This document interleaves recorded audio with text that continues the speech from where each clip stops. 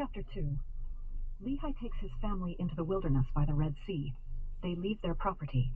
Lehi offers a sacrifice to the Lord and teaches his sons to keep the commandments. Laman and Lemuel murmur against their father. Nephi is obedient and prays in faith. The Lord speaks to him, and he is chosen to rule over his brethren. About 600 BC. For behold, it came to pass that the Lord spake unto my father, yea, even in a dream, and said unto him, Blessed art thou, Lehi, because of the things which thou hast done, and because thou hast been faithful, and declared unto this people the things which I commanded thee. Behold, they seek to take away thy life. And it came to pass that the Lord commanded my father, even in a dream, that he should take his family and depart into the wilderness. And it came to pass that he was obedient unto the word of the Lord, wherefore he did as the Lord commanded him. And it came to pass that he departed into the wilderness, and he left his house, and the land of his inheritance, and his gold, and his silver, and his precious things, and took nothing with him, save it were his family, and provisions, and tents, and departed into the wilderness.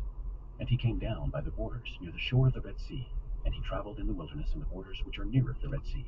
And he did travel in the wilderness with his family, which consisted of my mother, Sariah, and my elder brothers, who were Laman, Lemuel, and Sam. And it came to pass that when he had traveled 3 days in the wilderness, he pitched his tent in a valley by the side of a river of water.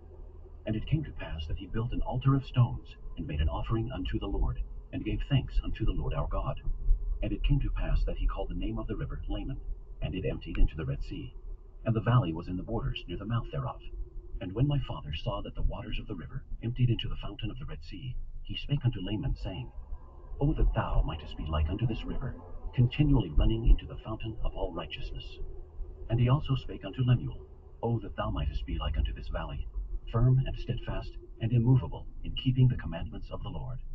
Now this he spake because of the stiffneckedness of Laman and Lemuel. For behold, they did murmur in many things against their father, because he was a visionary man, and had led them out of the land of Jerusalem, to leave the land of their inheritance, and their gold, and their silver, and their precious things, to perish in the wilderness. And this they said he had done because of the foolish imaginations of his heart. And thus Laman and Lemuel, being the eldest, did murmur against their father, and they did murmur because they knew not the dealings of that God who had created them. Neither did they believe that Jerusalem, that great city, could be destroyed according to the words of the prophets. And they were like unto the Jews who were at Jerusalem, who sought to take away the life of my father. And it came to pass that my father did speak unto them in the valley of Lemuel with power, being filled with the Spirit, until their frames did shake before him. And he did confound them, that they durst not utter against him. Wherefore they did as he commanded them. And my father dwelt in a tent.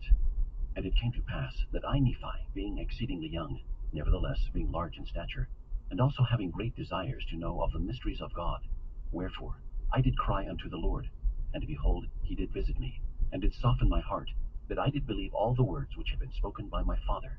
Wherefore I did not rebel against him like unto my brothers. And I spake unto Sam, making known unto him the things which the Lord had manifested unto me by his Holy Spirit. And it came to pass that he believed in my words.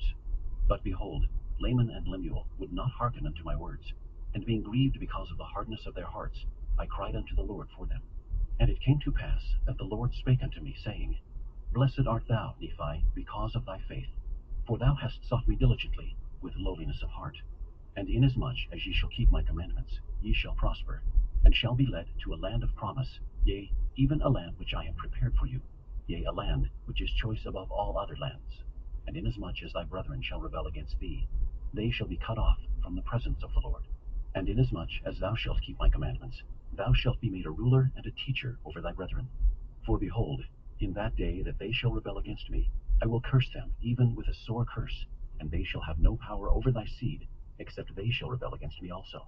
And if it so be that they rebel against me, they shall be a scourge unto thy seed, to stir them up in the ways of remembrance.